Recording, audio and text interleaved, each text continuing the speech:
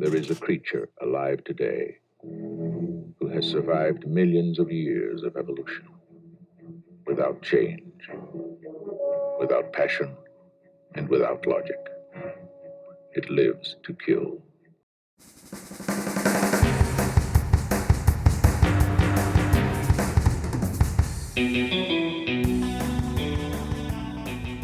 Welcome to the Dead Harvey podcast. This is the podcast for both indie horror filmmakers and fans. And our goal here is to help indie horror filmmakers by talking about what's going on out there, highlighting how other people are making it, and giving you the tools you need to get your projects done. And of course, we want more people watching indie horror because without fans, there's no point in making these. So we're going to talk about all the cool projects and the films that we find out there and do deep dives like we're going to do today on different subgenres and just kind of build up interest in the crazy stuff in the world of indie horror. So if that sounds good to you, go to deadharvey.com, join our e-newsletter, follow us on social, subscribe to our podcast.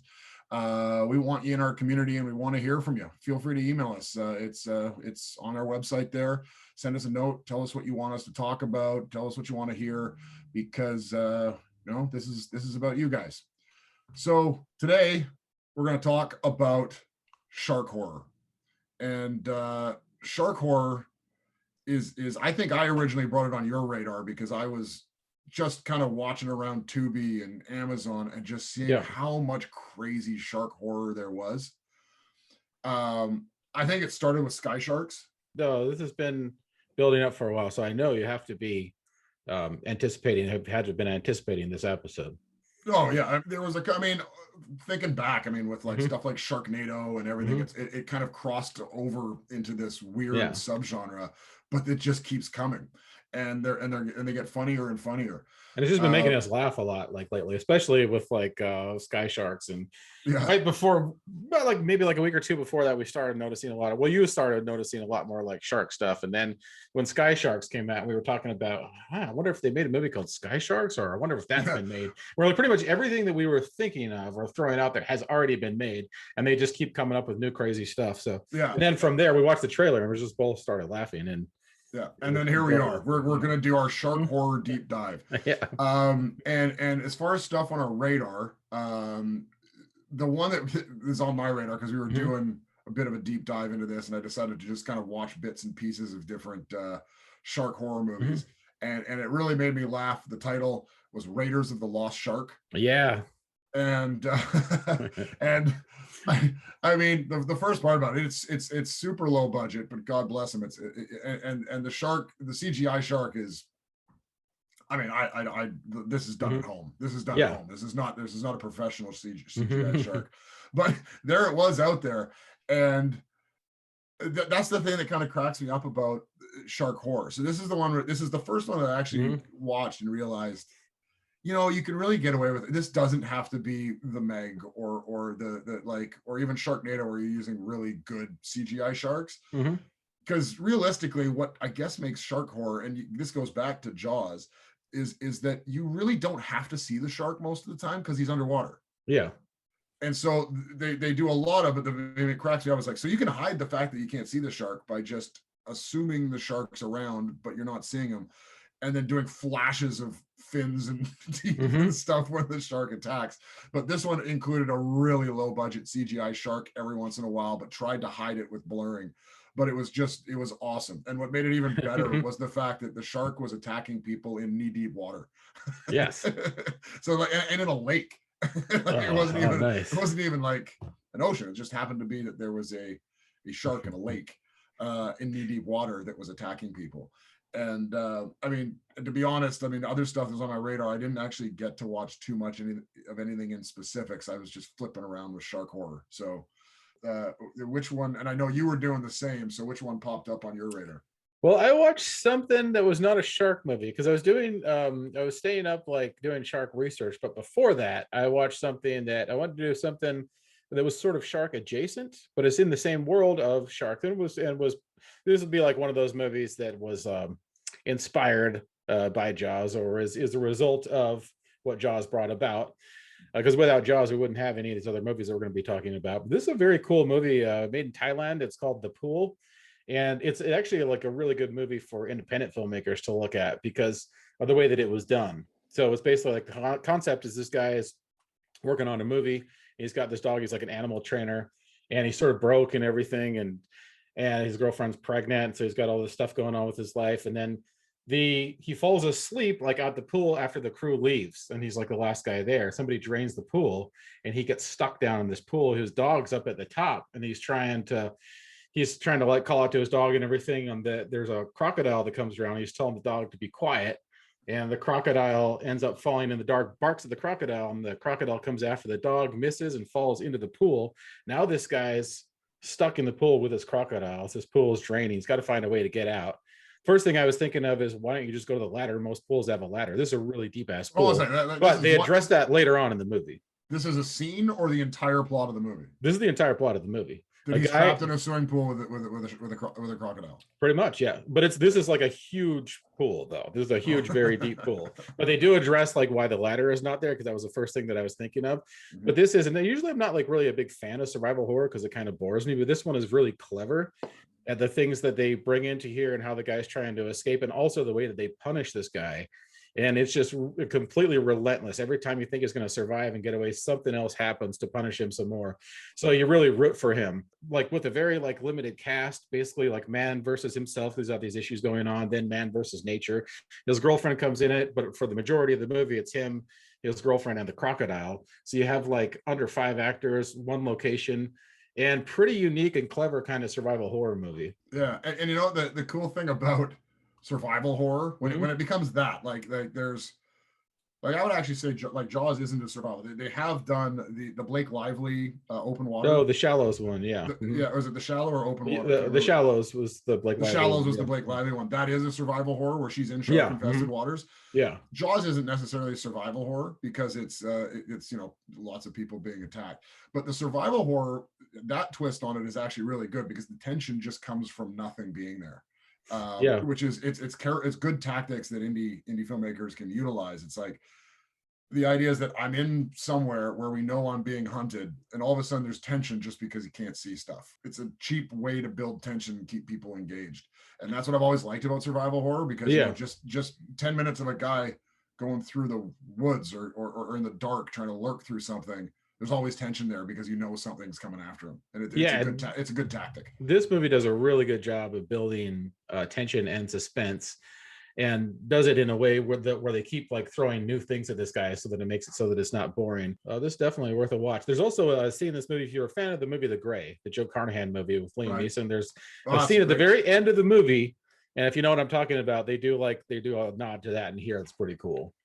Yeah, that's awesome. Yeah, no, I didn't check that one out. I was too busy on low budget shark horror. Oh, other thing I was going to say about it real quick is that it is subtitled, but like a lot of good, like a lot of international movies that play really well across the board that are kind of more action oriented, it doesn't have a lot of dialogue in it, so it draws more upon like suspense and the situation and getting out of there. So dialogue is limited, which makes it probably better for an international audience because you're paying attention to more of the action that's going on the screen as opposed to reading the subtitles, because this one the dialogue is more limited on. But I've heard that's why they pick why action movies do so well, is because the dialogue is limited. They don't have to subtitle as much, and they can play in a lot more areas where it's basically more universal that way if there's less dialogue.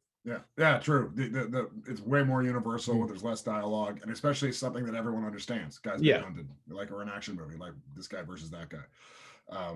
It's definitely more universal. So, I mean, that's a good segue into why we watch those movies, because we're here to talk about shark horror today. And having seen a lot of these low budget movies, the low budget shark horror recently, I just want to say to any indie filmmaker out there, it is attainable to create a shark horror movie. It is not unobtainable to get into this genre. I mean, I think a lot of people would be like, "Oh, we can't do that because we don't have the shark." Let's just say you can get around that and make a marketable shark movie. So now, having said that, let's talk about the original. Why are there so many shark movies right now? And there's really only one answer. It is because of Jaws. Yeah, absolutely. Yeah, none of these shark movies would be here if it weren't for Jaws, the great daddy grandfather of the shark horror genre.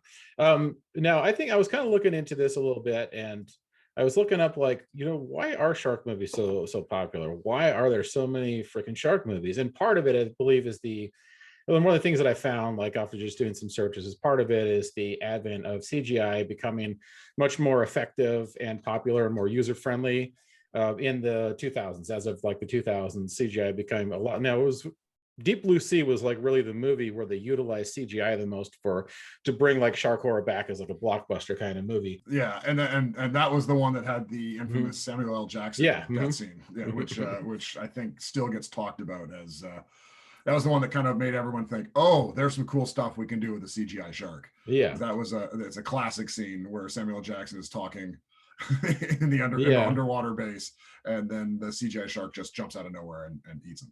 But that was notable for when they really started like bringing CGI into shark horror. And then after that, of course, so that was 1999. And then after that, you see a lot more CGI. And then, of course, even before Sharknado came out, there was like the Mecha Shark or Mega Shark movies that were out there before that.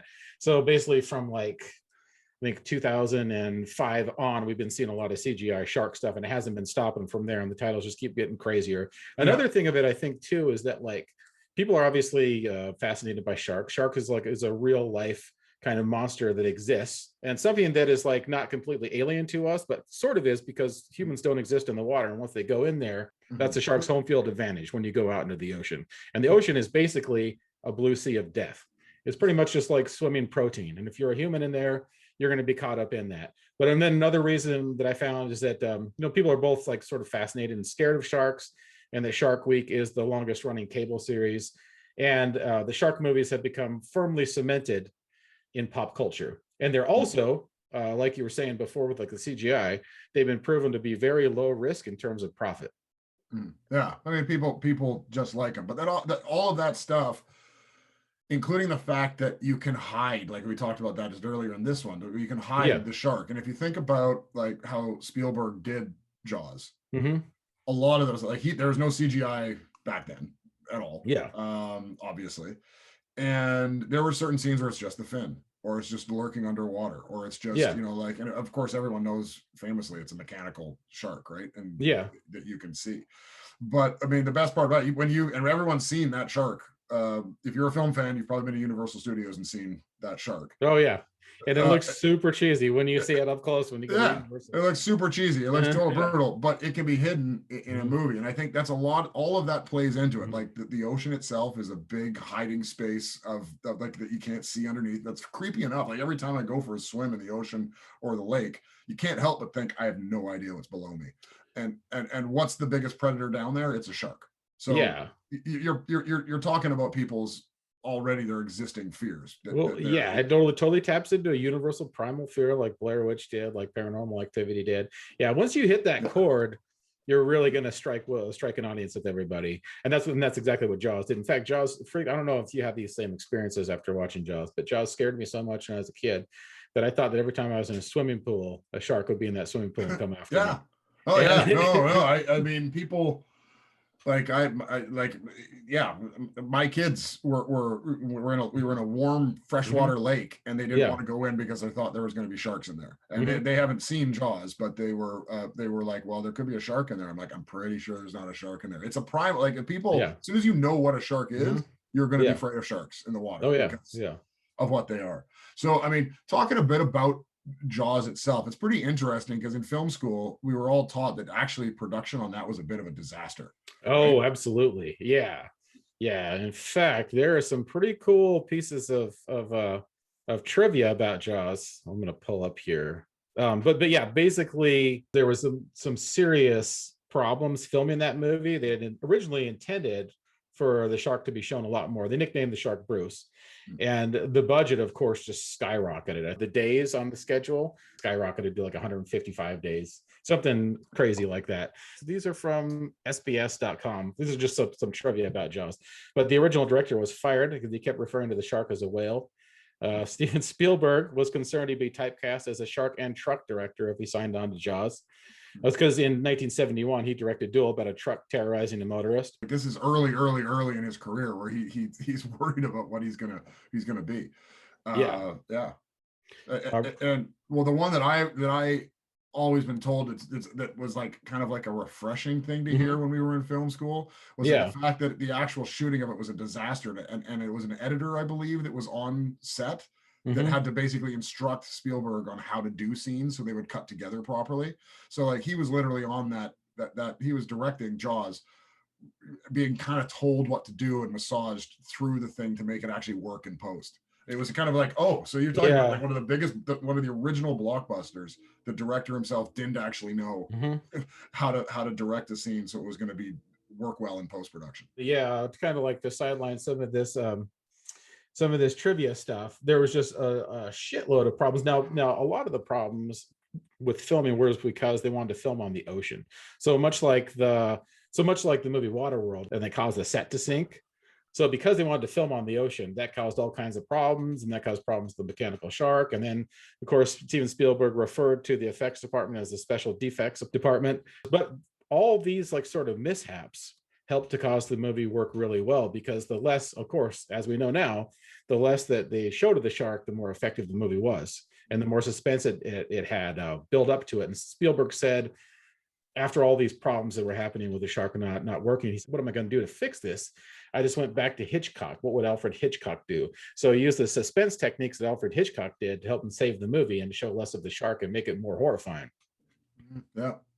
No, I mean, it's actually one of those films that they do bring up, or at least when we went to film school, they talk about quite a bit because of the troubles it had in production and how it was fixed afterwards, and how effective the whole thing was. It's an interesting history when you actually look at what happened during the production of Jaws. Yeah, I mean, it was laughed at when they were making it, and now it's referred to as a masterpiece. And Spielberg's still pissed that he didn't get an Oscar for it, although it did get some Oscars in some other categories. That's it? Best screenplay? Not even special effects. This is called commercial backlash. This is actually kind of cool trivia about it. I'll just kind of go through a couple other highlights here because there's a bunch of them. But the sound of Jaws' fin coursing through the water was created by spraying Coke onto concrete. You know, like the girl at the very beginning that gets killed by the shark, and you see that like famous yank where her body goes down underneath the water. That was Steven Spielberg. That was actually several people that were yanking her down, but Steven Spielberg was responsible for the one that did that final yank for her death. The crew poured milk into the pool to replicate the murky waters of the Atlantic Ocean. That's kind of cool, like special effects wise. Cheap that you could do. Of course, and Robert Shaw was blind drunk before the first take of the famous USS Indianapolis soliloquy and had to be carried onto the Orca. So he was so ill that he could barely talk. But you know, like his monologue in it, which is a long monologue, it's fantastic. So he must be pretty good at drunk acting. And also, him and Richard Dreyfuss did not get along whatsoever. Yeah, I heard that too. Now, it was a deep dive into, and realistically, it was a studio film. But I mean, I remember just the deep dive in film school that at least a couple of our professors just looked back on it. But the cool thing about it was that it because of the success of it, it spawned off rip-off after rip-off after rip-off. Some of them good, some of them bad, and we're still seeing them today. So my favorite rip-off, well, there's the two that I would think of, like Piranha was the one that I actually think Piranha's from Corman and is an amazing standalone film on its own, whether or not it's a ripoff of Jaws, but it was clearly a ripoff of Jaws. Yeah. And I was researching that a little bit and even posted about it on social, that it's interesting that people were pissed off about it, thinking it's a ripoff, but and Universal was thinking of suing Corman. But when Spielberg saw it and liked it and gave it a thumbs up, that they allowed it to actually go out there and happen. And of course, that spawned a sequel, Piranha 2: The Spawning. And of course, that was James Cameron's directorial debut, famously, before he went off to do, I think it would have been Terminator next that he would have done. May have been the first, Piranha 2: The Spawning, and then he may have done the first Terminator after that. I'm not exactly sure, but that sounds about right time-wise, yeah. But Cameron apparently refused to take credit for Piranha 2: The Spawning because he thought it was so lowbrow. But when it became a cult, when it gained kind of cult status and everyone liked it, he then later accepted the fact that he actually directed that movie. Yeah, so Piranha, like I remember seeing, I never like when I was younger seeing Piranha, and being freaked out of piranhas too. Yeah. That I never really thought about it as a Jaws ripoff. I kind of thought there's a lot of them that they talk about that, and when in hindsight clearly came from Jaws. Yeah. But you know, at the time I didn't really think. The other one, of course, is Orca, the killer whale. Oh yeah. And I didn't even really realize this or think about it, but it is funny because when Orca came out pretty quickly after Jaws, Yeah. they purposely put in a scene where the orca kills a great white shark just to demonstrate that orcas are way more deadly than a great white shark. Yeah. And then Jaws 2, when they came out with the sequel, opened with a mangled orca on the beach that had clearly been eaten by Jaws. So Yeah. there was this like back and forth on it. It's interesting that Orca created enough waves, so to speak, that Jaws 2 felt they had to respond. Yeah. And of course there's a Mako, the Jaws of Death. Yes, that one which is one that you posted about recently. Yeah, and apparently that one, which I haven't seen, but is just a bad ripoff. Like they literally brought it out the next year. Like as soon as Jaws came out, they came out with Mako. Yeah, it was 1976. You're right. And then this is what's hilarious. The plot revolves around the shark being telepathically controlled by a man with the magical medallion. That's hilarious. This is another one that I found that was hilarious. It's from Devouring Waves, made in 1984, also known as Monster Shark Devilfish. So this is a big toothy fish. It's part shark, part octopus, and all bad. But this thing looks hilarious. So this is like very pre-Sharktopus. You have this movie come out in 1984. That's pre like what the Asylum and all those other ones are doing. Then of course you have the movie Alligator in 1980 about the alligator that gets flushed down the toilet and then goes and attacks people. Baby alligator gets flushed down to the toilet and grows up on a steady diet of jacked up, steroid-tested laboratory mice. Yeah, I mean, it all is. I mean, it's funny. Like I wouldn't have thought of alligator as a ripoff, but if you think about it, it's a waterborne creature that's lurking in water below you, out of sight. Yeah. And that is exactly what Jaws is all about. Yeah, this website that I'm looking at right now is called ScreenRant.com. I know there's a lot of other Jaws ripoffs that probably aren't going to be listed here, but they list about 10 of them. And then of course Grizzly, which was in another one like Mako. This comes out a year after Jaws. Referenced as the most dangerous Jaws on land, according to the poster's tagline. Yeah, so clearly. But when you like reading about this, I thought it is kind of interesting because it probably did well. I mean, I haven't done enough research to think about it. I'm sure in the past there's lots of films before Jaws about nature being like as a horror or as a villain. But it's interesting that Jaws set it up as more of like, no, let's personify this creature. It's not like, oh, I'm trapped in the woods and there are bears out here. It's I'm trapped in the woods and there is a particular bear out here. yeah, exactly. Yeah, like exactly. It basically turns because if you think about it, they became more and more personified, right? Like Jaws later on, like was it Jaws 4 when it actually had a particular vengeance and flew to Hawaii to get the family? Yeah. Right, so, oh, that's right. Yeah. Because that shark knows, That shark, well, not only knew, but it was like, hey, that's the plane up there. They're going to Hawaii. I'm going to meet you there. I'm pretty sure that shark must have read it in the paper what happened and came after him. Because later on, a lot of these rip-off movies, basically they're slasher films, but instead of it being a human being, it's some sort of creature that has a vengeance or like something that's, like I said, Grizzly is the same. It's like it's not bears. It's like bears alone, like camping in the woods. There's a whole bunch of grizzlies around. That's pretty scary. But this is one grizzly. Yeah. And well, then Jaws got into that too. Like I said, I believe even was it Jaws 4, the Revenge this time. Yeah, Jaws 4. Now the Revenge. Now that's like they probably just thought that like they could get away from that ridiculous plot by having Mario Van Peebles and Michael Caine in the movie. They're like, then let's watch them, and they won't pay attention to what's going on in this movie.